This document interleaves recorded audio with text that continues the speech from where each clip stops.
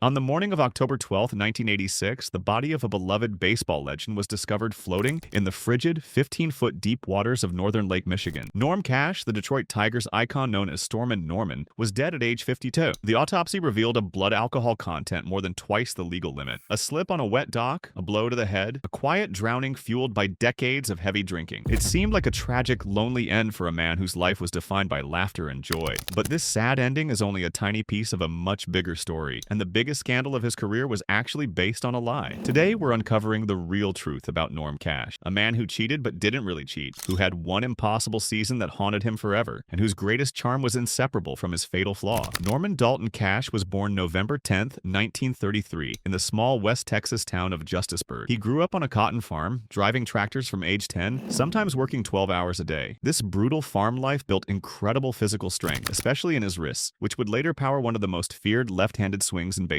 The work was relentless, shaped by the demanding rhythms of agricultural life in rural Texas. His father owned 250 acres of fertile land, with 200 acres dedicated to cotton production. Young Norm learned the value of hard work and perseverance, qualities that would serve him throughout his baseball career, but baseball wasn't even his first sport. At Sul Ross State College, Norm was a star halfback. In 1954, he set a school rushing record with 255 yards. He was so good that the NFL's Chicago Bears drafted him in the 13th round. Before he ever became a baseball legend, Norm Cash was talented enough to go pro in football. But he chose baseball, signing with the Chicago White Sox in May 1955. His early career was nothing special. He was a utility player on the 1959 White Sox, hitting .240 with 4 home runs in 58 games. Then came the trade that changed everything. Cleveland traded Cash to Detroit for Steve Demeter, a career minor leaguer who would play only 15 games in the majors. It's one of the most lopsided trades in baseball history. When Norm arrived in Detroit for 1960, he showed promise, hitting .286 with 18 home runs. But nobody could have predicted what was about to happen in 1961. It's amazing how many great athletes master more than one sport. Who's the best multi-sport athlete you can think of? Let us know in the comments below, and while you're there, make sure to subscribe so you don't miss more stories like Norm's. The 1961 season is mostly remembered for Roger Maris breaking Babe Ruth's home run record, but in Detroit, Norm Cash was putting together one of the most statistically impossible seasons in baseball history. He won the American League batting title with a .361 average, a mark no Tiger would beat for 46 years. He crushed 41 home runs, drove in 132 runs, and scored 119 times. He drew 124 walks, leading to a 487 on-base percentage and 1.148 OPS, both best in all of Major League Baseball. His OPS plus of 201 meant he was more than twice as productive as a league average hitter. His 9.2 wins above replacement was more than double his career average. For one magical season, Norm Cash performed at a level equal to Mickey Mantle and Stan Musial. The sheer improbability of this performance is best illustrated by comparing it directly to the rest of his solid but not legendary career. Several factors contributed to this perfect storm. The 1961 expansion diluted the pitching talent pool across the league. Run scoring jumped significantly, and 6 different American League players hit 40 or more home runs that season, including Cash, Maris, Mantle, and Jim Gentile. Tiger Stadium's right field foul pole was just 325 feet away, and the overhanging second deck turned fly balls into home runs. As a powerful left-handed hitter, Cash was perfectly built to exploit these famously friendly confines. Cash possessed legendary power and would hit fair balls completely out of Tiger Stadium 4 times in his career, a feat accomplished by only a handful of players in the ballpark's history. Years later, with his trademark humor, Cash explained his success simply, "I owe my success to expansion pitching, a short right field fence, and my hollow bat." That last part became the biggest controversy. In a 1981 Sports Illustrated article, Cash openly admitted he had used an illegal corked bat throughout the 1961 season, and at other points in his career. He demonstrated his method, drilling a hole in his bats and filling it with cork, sawdust, and glue. This was a clear violation of baseball's rules. The American League chose not to investigate or take any action, effectively letting the admission fade without official consequence. But here's where the big lie comes in. For decades, people believed Norm Cash cheated his way to the batting title, but modern science tells a completely different story. The belief was that a lighter, corked bat allowed greater bat speed, which would translate into hitting the ball farther. Physics has completely debunked this myth. While corking lightens the bat and increases swing speed, it also reduces the bat's mass. Force on a baseball is a function of both mass and velocity. The loss of mass from hollowing out the bat actually cancels out any advantage from a faster swing. According to tests and specialists, a corked bat does not help a batter hit harder or farther. It may even be a hindrance. So here's the incredible truth. Norm Cash's legacy is forever linked to an act of cheating that provided no actual physical advantage. The benefit was almost certainly psychological. physical. Believing he held a secret weapon gave him invincible confidence at the plate. He was a cheater whose cheating didn't work. The scandal was nullified by physics. The monumental success of 1961 became both blessing and curse. In 1962, his batting average plummeted to 243, a 118-point drop, the largest in history for a reigning batting champion. Fans expected superhuman performance every year. When he settled into being an excellent power hitter, cheers turned to boos. Cash was keenly aware of this. "The only mistake I made in my whole baseball career was hitting 361 that one year," he said, "because ever since then, people have expected me to keep on doing it." But Norm Cash was far more than a one-year wonder. He was consistently productive for over a decade. He hit 20 or more home runs in 10 of the next 11 seasons and surpassed 30 homers 4 more times. He made 5 All-Star teams and was twice named Comeback Player of the Year. When he retired, his 377 career home runs ranked 4th all-time among AL left-handed hitters, behind only Babe Ruth, Ted Williams, and Lou Gehrig. His career was viewed as a long descent from an unreachable peak. This unfair framing prevented proper appreciation of one of the best first basemen of his era. His defense also gets overlooked. Though he never won a Gold Glove, Cash was widely regarded as one of the best defensive first basemen in the game. He led the league in fielding percentage twice and assists 3 times, posting a .992 career fielding percentage. He retired holding numerous Tigers franchise records for fielding at first base. The ultimate validation came in 1968. In the World Series against St. Louis, with the Tigers facing a 3-1 deficit, Cash led all Tigers hitters with a .385 average, hit a crucial home run, and drove in 5 runs as Detroit won the championship. It proved he was far more than a statistical anomaly. Beyond statistics, Norm Cash's legacy is that of a beloved character. His most famous stunt occurred on July 15, 1973. Nolan Ryan was completing his second no-hitter against the Tigers. With 2 outs in the 9th, Cash emerged with a wooden table leg he'd sawed off clubhouse furniture. Umpire Ron Luciano ordered him to get a regulation bat. Cash's reply became legendary. "Why not? I won't hit him anyway." He grabbed a real bat and popped out, proving his point with a laugh. After another rain delay, Cash trotted to second base, telling the umpire he'd stole the base during the storm. Al Kaline recalled, "Whenever you mention Norm Cash, I just smile. He was just a fun guy to be around and a great teammate." Former pitcher Jerry Casal said, "There was no one nicer than Norm Cash." This explains how a player could admit to cheating and remain beloved. His transgressions were seen as extensions of his prankster personality, not malicious acts. He joked about his rule-bending, turning potential scandal into another Stormin Norman story. But the same hard-living nature that made Cash a legend contained the seeds of his downfall. His drinking was legendary during his playing days. What was once charm began exacting a severe toll after his career ended in 1974. In 1979, at age 45, Cash suffered a major stroke. Even this didn't compel him to stop drinking. He recovered to begin broadcasting. His folksy charm made him a natural fit, and he even earned a contract with ABC for Monday Night Baseball. But in 1983, partial facial paralysis ended that career. By 1986, his poor health was apparent. His death wasn't a sudden incident, but the final chapter in a long decline. The end came on October 11, 1986. Cash was on Beaver Island in northern Lake Michigan. After dinner and several vodka tonics, he walked down to check on his cabin cruiser, named the Stormin Norman. Wearing cowboy boots on the slick, rain-soaked dock, he lost his footing, struck his head, and fell unconscious into the frigid water. His body was discovered the next morning in 15 feet of water. The autopsy confirmed he drowned after striking his head, with a blood alcohol content of 0.18%, more than twice the legal limit. The hard-drinking lifestyle that had been part of his legend directly led to his premature death. The life and death of Norm Cash present one of the most compelling stories in baseball. To reconcile his legacy is to embrace its contradictions. He wasn't merely a one-year wonder. He was a consistently excellent first baseman and World Series champion whose career was unfairly distorted by one brilliant season. He wasn't simply a cheater. His famous transgression was likely rendered irrelevant by physics. His open admission was part of the prankster persona that made him beloved, transforming what could have been scandal into another colorful chapter. Most profoundly, the legendary drinking that fueled his charisma was the same demon that led to his decline and death. His greatest charm was also his fatal flaw. Norm Cash's story reminds us of the fragile human beings who play the games we love. He was a man of immense talent who brought immense joy to the game, but he also fought a losing battle with a devastating illness. His legacy is a story of brilliance, humor, and heartbreak that resonates long after the cheers have faded. If you enjoyed learning the real truth about Stormin Norman, make sure to hit that like button, subscribe to the channel, and let us know in the comments what other baseball legends you'd like us to cover next.